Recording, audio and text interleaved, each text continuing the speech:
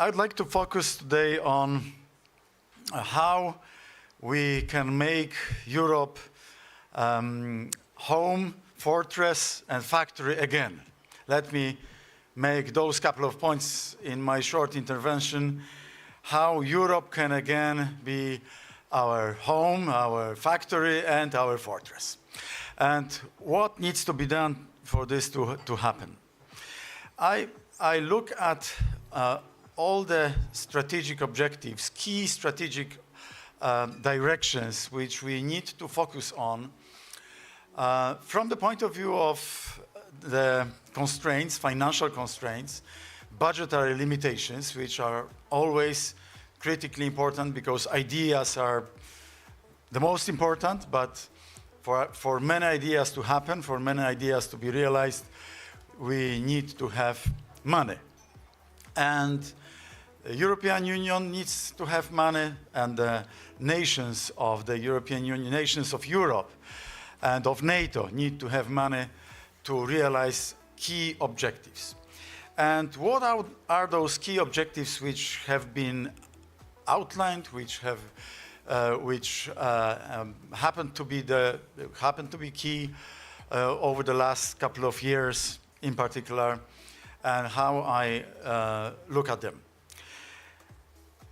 There is this trinity of objectives, one being very ambitious welfare state in the whole of Europe, and the countries of Central and Eastern Europe aspiring to have such a welfare state position as the Western hemisphere of the European Union has. And this should be supported and supportive to the quick economic growth, quick GDP growth, gross domestic product growth, gross national product growth. And this is one objective with which I believe most people would agree with.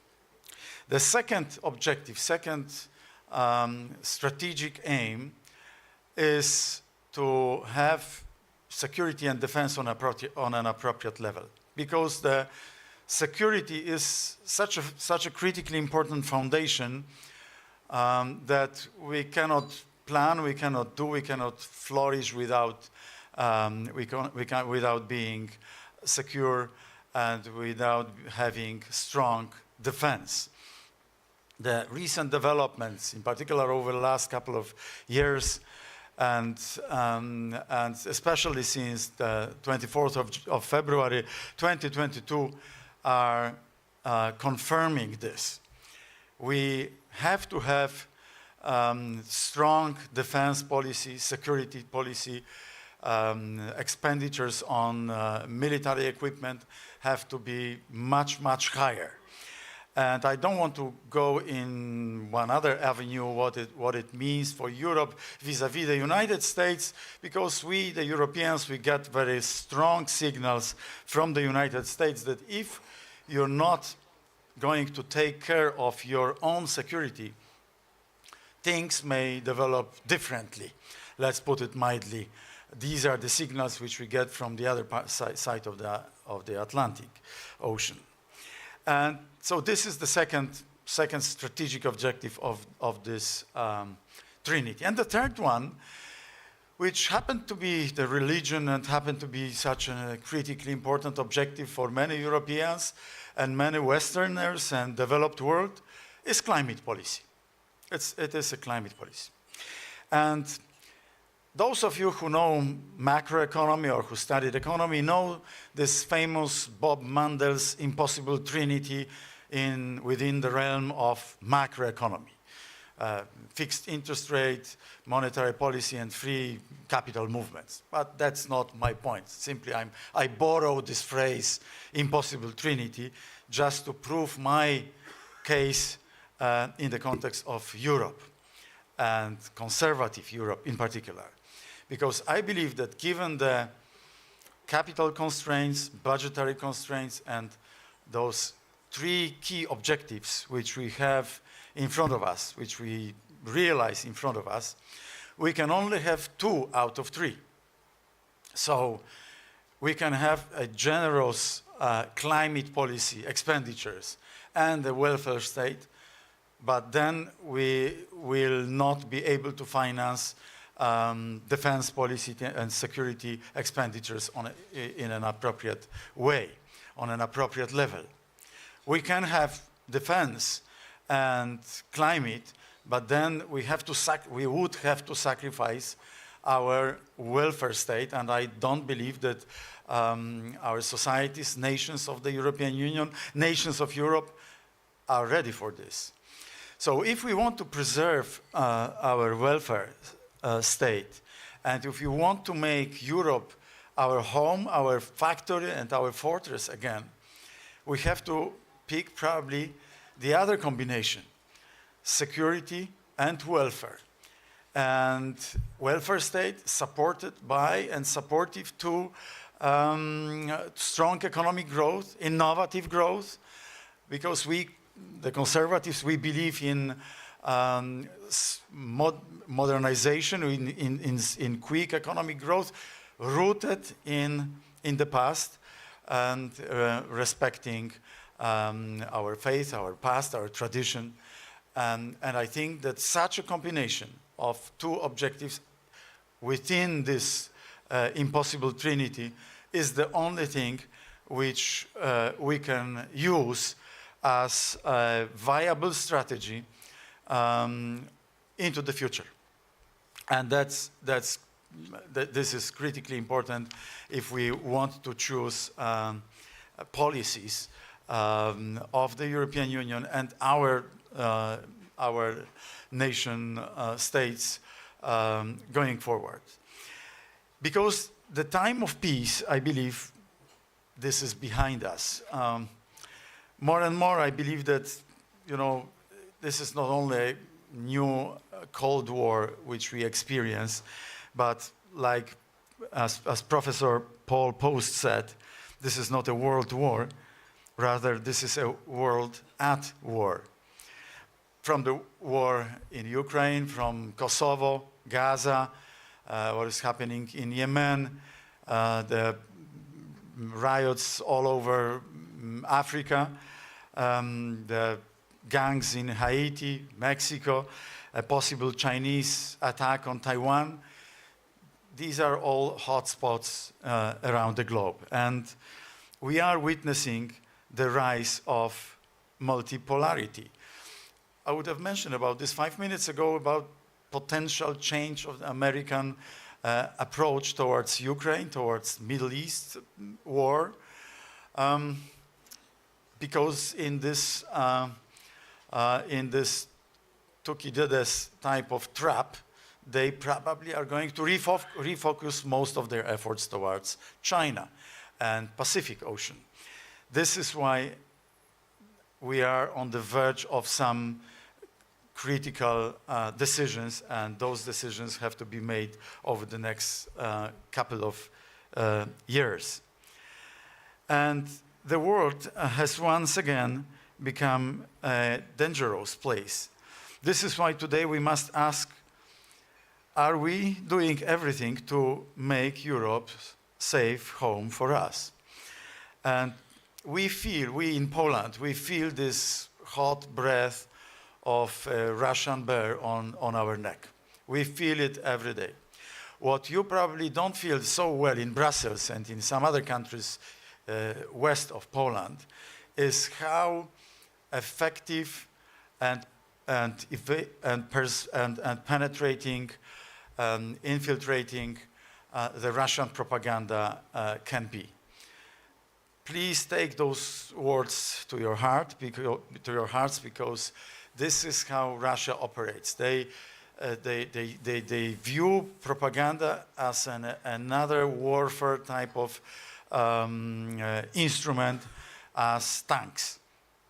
They just happen to use tanks against Ukraine, but they are using their very effective propaganda towards all of us, the whole of Europe and the United States as well. But in particular, they've left lots of assets, intelligence assets, in Central and Eastern Europe. In Germany, Deutsche Demokratische Republik. In Poland, of course, as well. The recent events, how they were able to, through their intelligence, to make surveillance over Bundeswehr is very much, you know, a wake-up call for, or should be a wake-up call for, not only for our German friends, but also for all of us.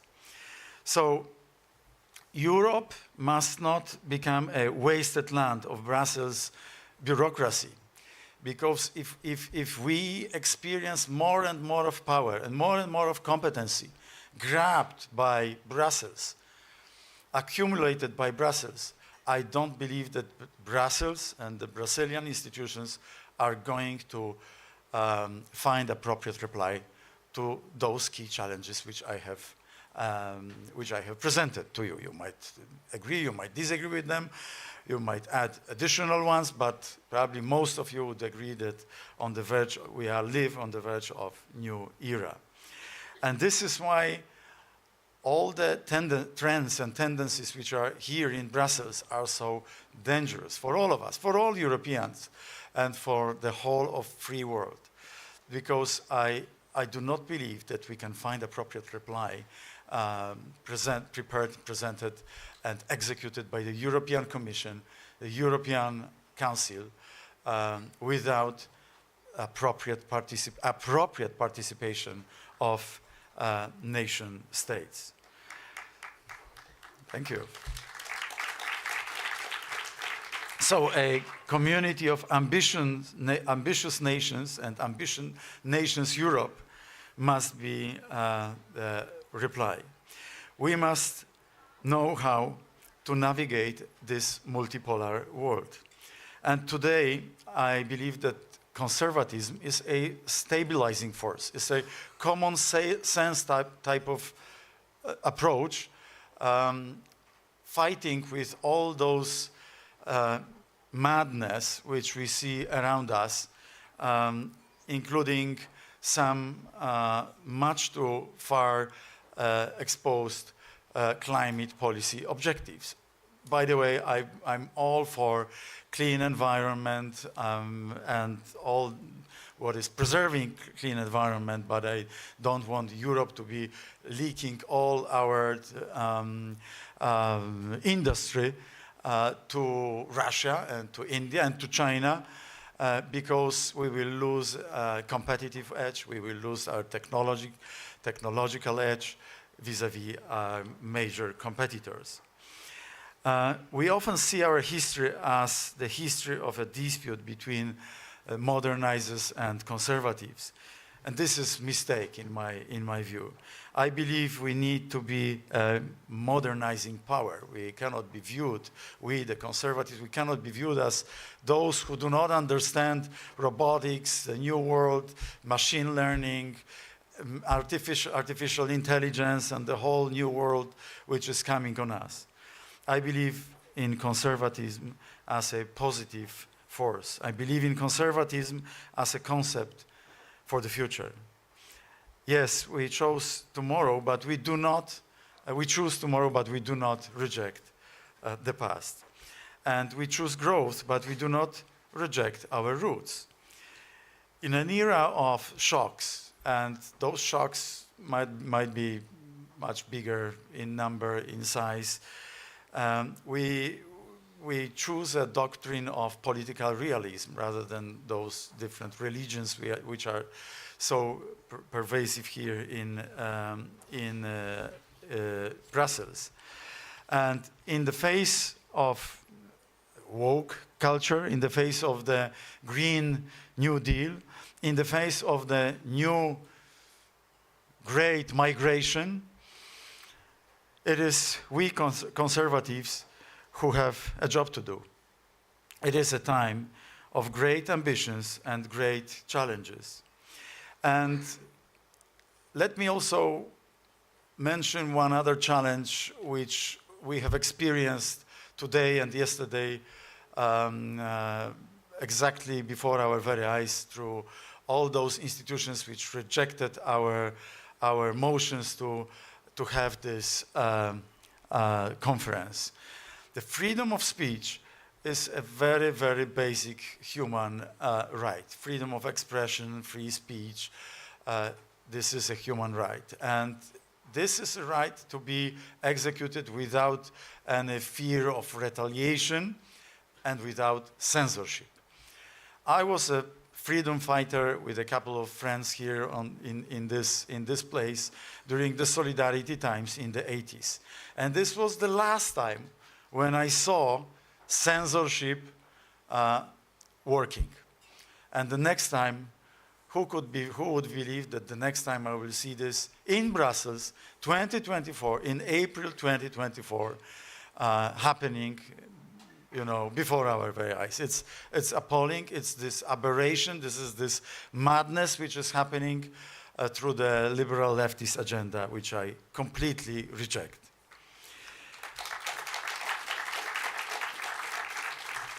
It just shows simply that the leftist revolution, as we say, eats its own children.